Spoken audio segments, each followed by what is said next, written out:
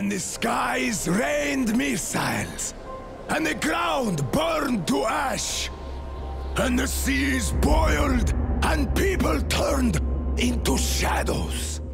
Metro Exodus continues to look better and better each time we see something new. And I'm not just talking about the graphics, even though this game is essentially the definition of atmosphere. What I'm referring to are some of the new gameplay systems at work in this latest installment for the Metro series. While the game should undoubtedly still feel very familiar to longtime fans, these changes will certainly bring a much greater variety of options to what was once a very linear franchise. And I gotta say, as much as I loved what the previous games accomplished, especially when it came to the claustrophobic and hopeless feeling of the Metro tunnels, I think it'll be even cooler to see them dip in and out of both those types of levels and the more open-ended ones that they're focusing on now, which seemingly serve as the backbone to a lot of the other cool new features that'll be on full display throughout Metro Exodus, such as better AI interactions. Because with things being more open, we're not the only ones who will have more freedom when it comes to traversing some of these maps. The enemies will too. So perhaps we'll finally get a chance to come across monsters hunting other monsters, or even some of the humans, and vice versa. With these new open-ended levels and the story taking us on such an expansive journey, we'll presumably be spending a lot more time away from traders in areas where we would have formally upgraded our gear in previous Metro games.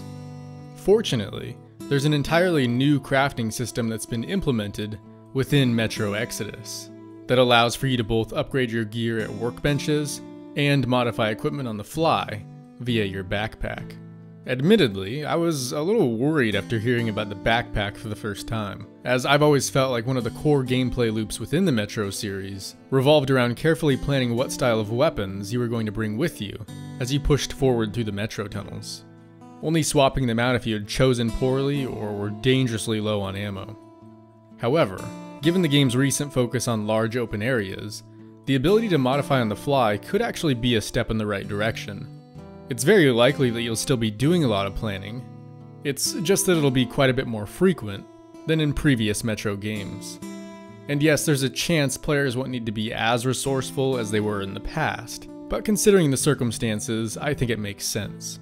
After all, we're no longer collecting military-grade bullets to buy our weapons and other equipment. Instead, we now have the ability to pick up individual parts from enemy weapons, rather than being forced to take the entire thing. A much welcomed addition for the series in my book. Now, depending on the situation at hand, you'll be able to quickly attach items such as a suppressor, if you come across an area where you want to stay quiet, or a long barrel, if you're looking to pick off enemies from a distance. And what's great is that the whole process is executed in real time, so by no means is it likely that you'll be able to pause during combat to modify your equipment, unless of course you're extremely fast, which should hopefully keep the whole experience feeling very grounded and unforgiving.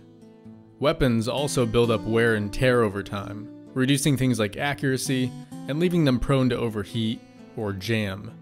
And that's where the outposts come into play. It's here that you'll be able to use a workbench to clean and repair your gear, as well as craft even the most intricate of items, such as new filters and armor upgrades to better prepare yourself for the journey ahead. And better yet, what time that journey takes place is now largely up to you.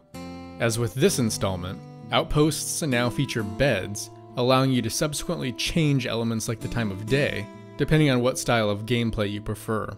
Attacking enemies at night may provide you with a few more shadows to hide behind, but as a result, enemies could be more densely packed together as a means of escaping the cold.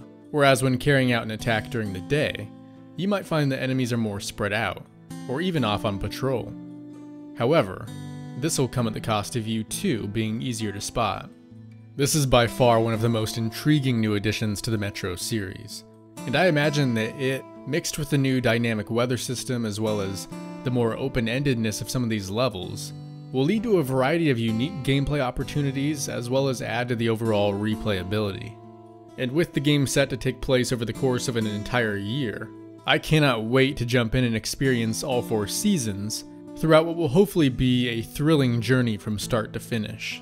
And I've got my fingers crossed in hopes that we'll also run into a variety of interesting new factions along the way. as well as an assortment of strange and unfamiliar creatures, like the humanimals and giant mutated catfish, for those of us daring enough to hop in a boat. Again, what we've seen so far just keeps getting better and better, and I honestly have yet to be disappointed by any of these new and innovative additions to the series. That said, I'm curious to hear what you think of the direction Metro Exodus is headed. If there was anything that you could change or keep the same, what would it be? And for those of you who have played the previous games, do you think there's a chance we might finally see the return of Artyom's old pal Hunter? Either way, thanks for watching, hopefully you enjoyed the video, and as always, I will see you in the next one.